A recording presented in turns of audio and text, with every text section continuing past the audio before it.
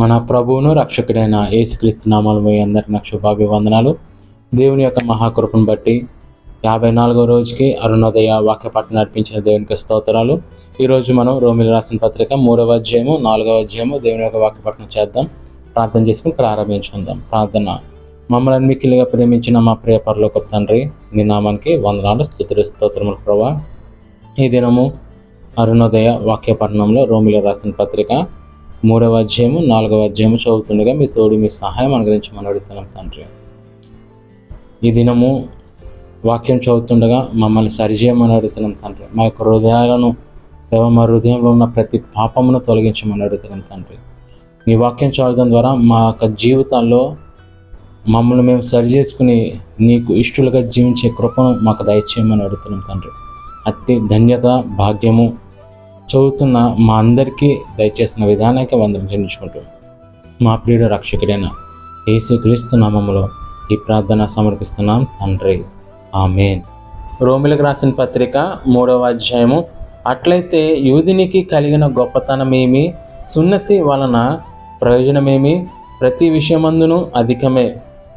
మొదటిది, దేవోక్తులు యూదుల పరము చేయబడెను. కొందరు అవిశ్వాసులైననేమి, వారు అవిశ్వాసులైనందున దేవుడు నమ్మతగినవాడు కాకపోవనా? అట్లనరాదు. నీ మాటలలో నీవు నీతిమంతుడుగా తీర్చబడినట్లును, నీవు వ్యాజ్యమాడినప్పుడు గెలుచున్నట్లును అని రాయబడిన ప్రకారము ప్రతి మనుషుడును అబద్ధికుడవును గాని దేవుడు సత్యవంతుడు కాక తీరడు. మన దుర్నీతి దేవుని నీతికి ప్రసిద్ధి కలగజేసిన ఎడల ఏమందుము? ఉగ్రతను చూపించు దేవుడు అన్యాయస్తుడగునా? నేను మనుష్యరీతిగా మాట్లాడుచున్నాను. అట్లనరాదు.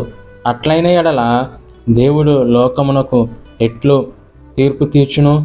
దేవునికి మహిమ కలుగునట్లు నా అసత్యము వలన దేవుని సత్యము ప్రబలిన ఎడల నేనికను పాపినైనట్టు తీర్పు పొందనేలా? మేలు కలుగుటకు కీడు చేయుదుమని మేము చెప్పుచున్నామని కొందరు మమ్మను దూషించి చెప్పు ప్రకారము మేమేమందుము? చెప్పరాదు. అట్టివారికి కలుగు శిక్షావిధి న్యాయమే. అలాగైనా ఏమందుము? మేము వారికంటే శ్రేష్ఠులమా, తక్కువ వారమా? ఎంత మాత్రమును కాము. యూదులేమి, గ్రీసు దేశస్థులేమి అందరూ పాపమునకు లోనయ్యున్నారని ఇంతకుముందు దోషారోపణ చేసి ఉన్నాము. ఇందును గూర్చి రాయబడినదేమనగా, నీతిమంతుడు లేడు, ఒక్కడును లేడు, గ్రహించువాడెవడునూ లేడు, దేవుణ్ణి వెతుకువాడెవడునూ లేడు, అందరూ త్రోవ తప్పి ఏకముగా పనికి మాలిన వారైరే, మేలు చేయువాడు లేడు, ఒక్కడైనను లేడు. వారి గొంతుక తెరచిన సమాధి, తమ నాలుకతో మోసము చేయుదురు. వారి పెదవుల క్రింద సర్ప విషమున్నది, వారి నోటి నిండా శపించుటయు పగయు ఉన్నవి. రక్తము చిందించుటకు వారి పాదములు పరిగెత్తుచున్నవి. నాశనమును కష్టమును వారి మార్గములలో ఉన్నవి. శాంతి మార్గము వారు ఎరుగరు. వారి కన్నుల ఎదుట దేవుని భయము లేదు. ప్రతి నోరు మూయబడినట్లును సర్వలోకము దేవుని శిక్షకు పాత్రమగునట్లును ధర్మశాస్త్రము చెప్పుచున్న వాటన్నిటినీ ధర్మశాస్త్రమునకు లోనైన వారితో చెప్పుచున్నదని ఎరుగుదుము. ఏలయనగా ధర్మశాస్త్ర సంబంధమైన క్రియల మూలముగా ఏ మనుషుడును ఆయన దృష్టికి నీతిమంతుడని తీర్చబడడు. ధర్మశాస్త్రము వలన పాపమనగా ఎట్టిదో తెలియబడుచున్నది. ఇట్లుండగా ధర్మశాస్త్రమునకు వేరుగా దేవుని నీతి బయలుపరచుచున్నది. దానికి ధర్మశాస్త్రమును ప్రవక్తలను సాక్ష్యమిచ్చుచున్నారు. అది యేసుక్రీస్తునందలి విశ్వాసం మూలమైనదై నమ్ము వారందరికీ కలుగు దేవుని నీతి అయి ఉన్నది. ఏ భేదమును లేదు. అందరూ పాపము చేసి దేవుడు అనుగ్రహించు మహిమను పొందలేక పోచున్నారు. కాబట్టి నమ్మువారు ఆయన కృపచేతనే క్రీస్తు యేసునందలి విమోచనము ద్వారా ఉచితముగా నీతిమంతులని తీర్చబడుచున్నారు. పూర్వము చేయబడిన పాపములను దేవుడు తన ఓర్మి వలన ఉపేక్షించినందున ఆయన తన నీతిని కనుపరచవలెనని క్రీస్తు యేసు రక్తమునందలి విశ్వాసము ద్వారా ఆయనను కరుణాధారముగా బయలుపరచును. దేవుడప్పటి కాలమందు తన నీతిని కనబర్చు నిమిత్తము తాను నీతిమంతుడను యేసునందు విశ్వాసము గలవానిని నీతిమంతునిగా తీర్చువాడనై యుండుటకు ఆయన అలాగు చేసెను. కాబట్టి అతిశయ కారణమెక్కడ? అది కొట్టివేయబడెను. ఎట్టి న్యాయమును బట్టి అది కొట్టివేయబడెను. క్రియ న్యాయమును బట్టియా? కాదు, విశ్వాస న్యాయమును బట్టియే.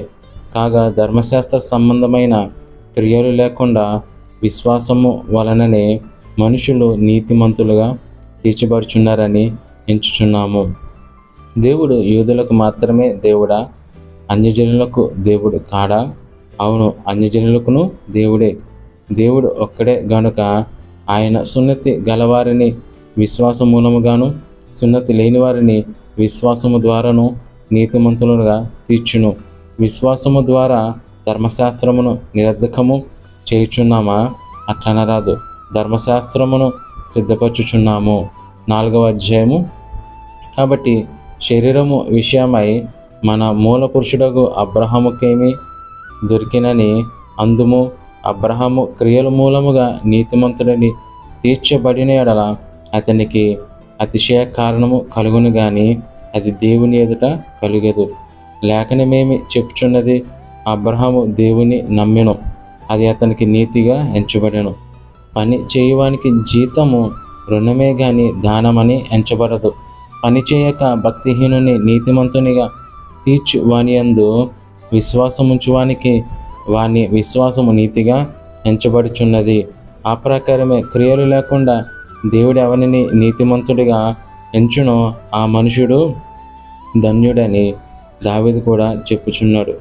ఎలాగనగా తన అతిక్రమములకు పరిహారం నొందినవాడు, తన పాపమునకు ప్రాయశ్చితం నొందినవాడు ధన్యుడు. ప్రభు చేత నిర్దోషి అని ఎంచబడినవాడు ధన్యుడు. ఈ ధన్యవచనము సున్నతి గల వారిని గూర్చి చెప్పబడినదా? సున్నతి లేని వారిని గూర్చి కూడా చెప్పబడినదా? అబ్రహాము యొక్క విశ్వాస మతానికి నీతి అని ఎంచబడినను చున్నాము గదా. మంచిది. అది ఏ స్థితి అందు ఎంచబడిను? సున్నతి కలిగి ఉండినప్పుడా? సున్నతి లేనప్పుడా?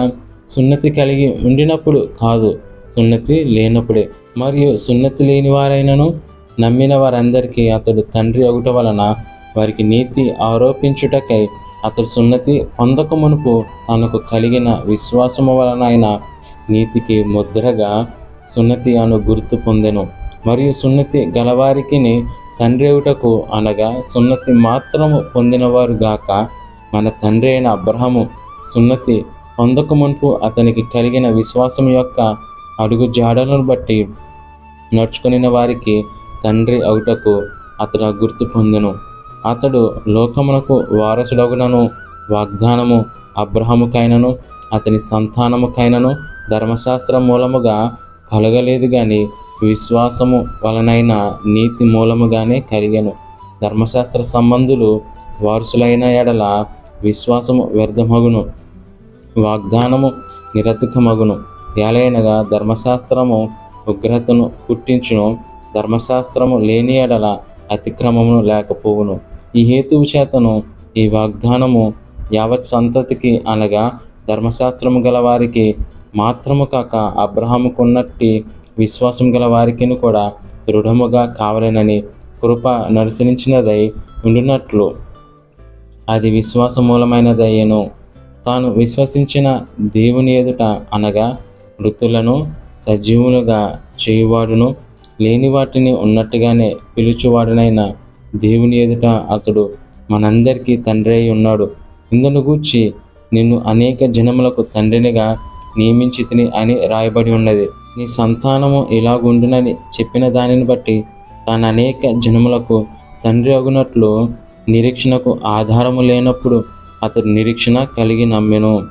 మరియు అతడు విశ్వాసమునందు బలహీనుడు కాక రమారమి 100 ఏండ్లు వయసు గలవాడై ఉండి అప్పటికి తన శరీరము మృతచూల్యమైనట్టు శారా గర్భమును మృతచూల్యమైనట్టును ఆలోచించెను గాని అవిశ్వాసము వలన దేవుని వాగ్దానం గూర్చిన సందేహింపక దేవుని మహిమపరిచి ఆయన వాగ్దానము చేసిన దానిని నెరవేర్చుటకు సమర్థుడని రూఢిగా విశ్వసించి విశ్వాసము వలన బలము నొందెను.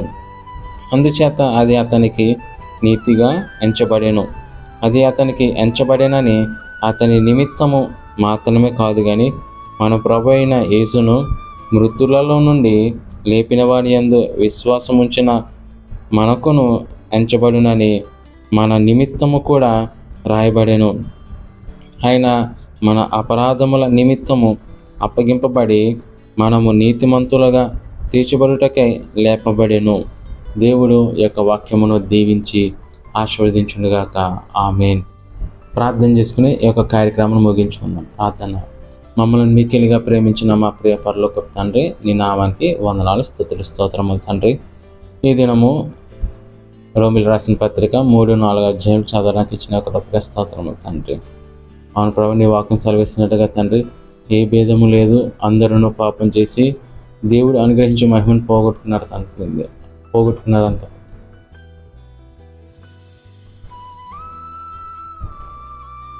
ప్రార్థన చేసుకుని యొక్క కార్యక్రమం ముగించుకున్నాం. ప్రార్థన. మమ్మల్ని మిక్కిలిగా ప్రేమించిన మా ప్రియ పరలోకపు తండ్రి, నీ నామానికి వందనాలు, స్తుతులు, స్తోత్రములు తండ్రి. ఈ దినము రోమిలు రాసిన పత్రిక 3-4 అధ్యాయం చదువుతుండగా మీ తోడు, మీ సహాయం మాకు అనుగ్రహించండి. నీ వాక్యం సెలవిస్తున్నట్టుగా తండ్రి, ఈ దినము చదవబడిన వాక్యంలో ప్రభా ఏ భేదము లేదు, అందరూ పాపము చేసి దేవుని యొక్క మహిమను పొందలేకపోతున్నామని వాక్యం సెలవిస్తుంది తండ్రి. అవును ప్రభా, మేము నీ యొక్క మహిమను పొందలేకపోతున్నాం తండ్రి. మాలో ఉన్న అవిధేయత వల్ల కావచ్చు, మాలో ఉన్న పాపం వల్ల కావచ్చు, మాలో ఉన్న చెడు ఆలోచనల వల్ల కావచ్చు, మాలో ఉన్న చెడు తలంపుల వల్ల నీ యొక్క మహిమను పొందలేకపోతున్నామేమో తండ్రి. దేవా, ఈ రోజు నుంచైనా తండ్రి మేము మీకు దగ్గర జీవించే కృప మాకు దయచేయమని అడుగుతున్నాం తండ్రి. మాలో మీ యొక్క మహిమను దేవా ఉంచమని అడుగుతున్నాం తండ్రి. మీ యొక్క మహిమతో మమ్మల్ని కప్పమని అడుగుతున్నాం తండ్రి. మీ మహిమతో మమ్మల్ని నింపి అనేకులకు మేము మాదిరికరంగా ఉండేలాగున, మేము జీవించలాగున సహాయం మాకు దయచేయమని అడుగుతూ, ఈ దినమంతే మేము చేస్తున్న ప్రయత్నంలో, పనుల్లో అన్ని విషయాలు మాకు తోడు సహాయం అనుగ్రహించమని అడుగుతూ, మా ప్రియ రక్షకుడైన యేసుక్రీస్తు నామములో ఈ ప్రార్థన సమర్పిస్తున్నాం తండ్రి. ఆమేన్. అందరికీ వందనాలండి.